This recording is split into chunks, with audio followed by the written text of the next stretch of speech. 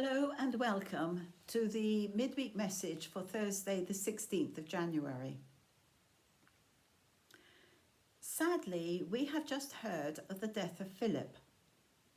Philip was a good and faithful contributor to the midweek message, and I know that he will be greatly missed. I sometimes wonder, did God have a problem at the coming of humankind here on earth? After all, just how was he to communicate with us and help us understand who he is? And what better time then than during the Epiphany to ask the question, how are we to know God? Who is God? And what is he like? Well, since the very beginning and still today, God has revealed to us who he is and what his nature is. And he spoke first to Abraham, Moses, Elijah, and the prophets. And then God began to speak to those not born as a Jew, who were his special people. He spoke to the Magi through the appearing of an amazingly bright star in the night sky. And the Magi followed that star until they found the royal king. And then they realized the Son's divine nature within a small baby lying in a bed of straw. And he will speak to us, however silently, and he does this in many ways, in times of stillness, of quiet perhaps, anywhere, with or without others present. He may speak through the words of another person, in what someone says, and then it rings true in your heart. He may speak through what someone does, perhaps as they care for a person in need. And we just need to notice when it happens. So Epiphany is a word not usually part of our everyday language. It suggests moments of profound realization, awareness, overwhelming recognition, and such as when the penny dropped for Isaac Newton and he realised that a falling apple and the orbiting moon were both pulled by the same force. So Epiphany means recognition of God here on earth. And the long and distant journey made by the Magi following the star is a moment of epiphany for the whole world. God is here, and now he will speak loud and clear to everyone. So let's hear the Magi's story. It's inspired by someone called Maggie Nancaro. The sky above is vast and dark, bejewelled by a myriad of stars, and the Magi are all alone, silent, journeying along a winding road.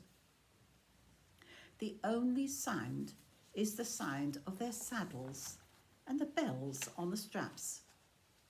And as they follow this new star, one of them quietly hums, but the sound is lost. At last they arrive in Jerusalem and they ask anyone they see, "Where is the one born to be King of the Jews?" But no one understands. Their questions reach the ears of the authorities, who also did not understand.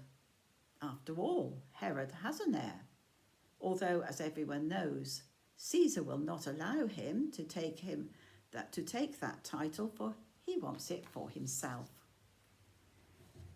But Herod is worried and he consults the astrologers. They suggest maybe there is a prophecy from long ago. Well, the scribes agree. Some 700 years ago, Micah foretold the coming of one who would be born in Bethlehem, whose origins are of old, from ancient times, and who would rule over Israel. Well, Herod demands to see the Magi, but their eyes were elsewhere, They were still following the moving star, the star that was still moving towards Bethlehem. At last, the Magi agree to meet with Herod, who demands, "Go and search diligently for the child, and when you have found him, bring me word, so that I may also go and pay him homage." Meanwhile, in Bethlehem, Mary and Joseph are welcomed by some of Joseph's cousins. And Mary reflects on that time some 6 or 7 months ago when they were staying in a stable. And shepherds and angels came especially to see their baby son Jesus. And she has locked it all up in her heart, but it returns sometimes at moments of prayer. Their baby now sits up on his own, and he tries to talk to everyone he sees. So Mary ties him to her back while she does her work, digging up roots in the garden, kneading the flour and yeast into dough. She does her best to remain quiet and helpful and hopeful.